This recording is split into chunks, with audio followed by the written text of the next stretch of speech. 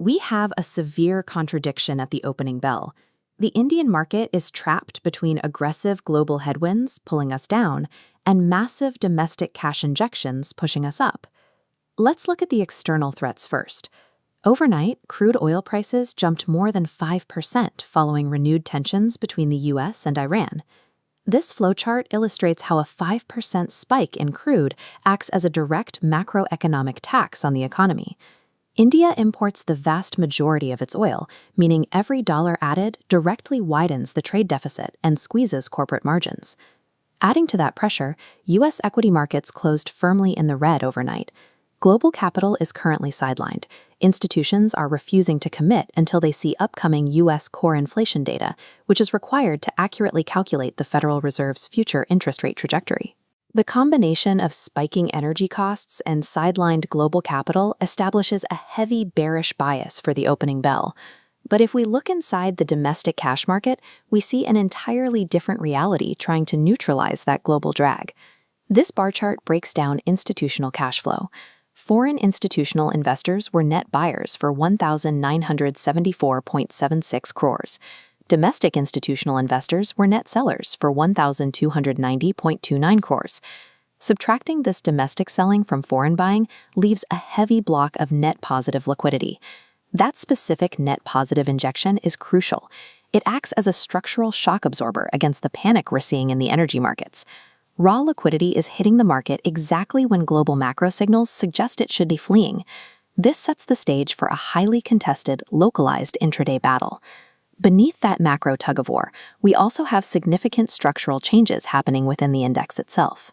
Effective September 30th, the Nifty 50 index container is being reshuffled.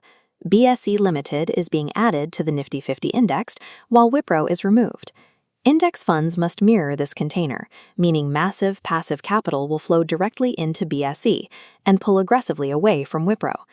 Active traders know these rebalances are coming, so expect hyper-focused volume on these two specific equities today as the market attempts to front-run those guaranteed liquidity shifts. There is also overnight news regarding the IT sector, specifically potential cyber attacks reported by TCS and HCL Tech. However, investigations found no major system breaches. This is minor operational noise, and the market will likely ignore it to keep its focus on the Nifty reshuffle flows. Index reshuffles dictate mandatory buying and selling. They create isolated pockets of high volatility that operate completely independently of whatever the broader macroeconomy is doing. While specific stocks have their own catalysts, the heaviest weight in the index, the banking sector, is dealing with severe internal stress. Indian banks hold massive portfolios of government bonds, and recent bond market volatility has significantly devalued those assets. Banks have formally requested permission from the RBI to spread their mark-to-market, or MTM, investment losses evenly across 3 distinct quarterly periods. Spreading losses over 9 months is an accounting forbearance. It prevents an immediate hit to their quarterly balance sheets, but it clearly signals underlying structural weakness. The losses still exist. They are simply deferred. Because banks hold such massive weight in the Nifty, this balance sheet vulnerability acts as an invisible ceiling. It caps the bullish momentum that the FII cash injections are trying to generate. To see how these conflicting forces will actually play out in today's session, we have to look at the derivatives market, starting with the baseline volatility metric, the India VIX. Yesterday, it saw a marginal increase of just 0.72%, remaining practically flat. A flat VIX environment acts like a tightly coiled spring under pressure. The market is not pricing in explosive directional moves for the session. When volatility is this oppressed, traders are forced to operate within highly defined, narrow intraday ranges. That compression perfectly sets up a massive anomaly in today's options chain.